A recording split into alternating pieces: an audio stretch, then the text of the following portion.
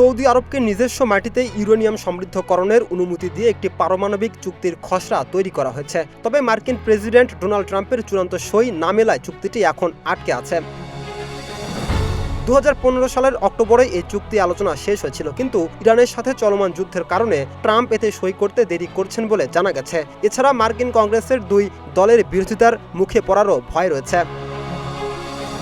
Uranium সমৃদ্ধকরণ হলো পারমাণবিক বোমা তৈরির মূল উপায়।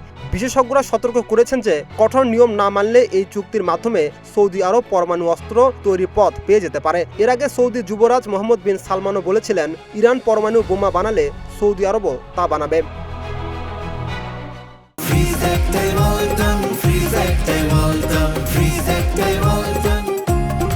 সবচেয়ে উদ্বেগের বিষয় হলো এই চুক্তিতে জাতিসংঘের পারমাণবিক নজরদারি সংস্থার তদারকির নিয়মটি রাখা হয়নি। এর ফলে সংস্থাটি চাইলেই সৌদির সন্দেহভাজন পরমাণু কেন্দ্রগুলো পরিদর্শন করতে পারবে না। পুরো বিষয়টি কেবল যুক্তরাষ্ট্র ও সৌদির দ্বিপাক্ষিক চুক্তির মাধ্যমে নিয়ন্ত্রিত হবে। 2009 সালে সংযুক্ত আরব আমিরাত এমন প্রযুক্তির লোভ ত্যাগ করে কঠোর আন্তর্জাতিক নিয়ম মেনে চুক্তি করেছিল।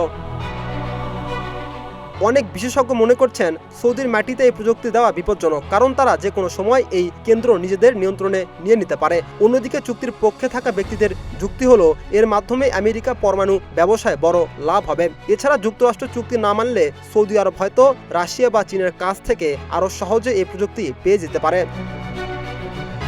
বিরোধীদের মতে যুক্তরাষ্ট্র যদি এভাবে নিয়ম শিথিল করে চুক্তি করে তবে বিশ্বজুড়ে পারমাণবিক অস্ত্র ছড়ানো রোধ করা কঠিন হয়ে পড়বে।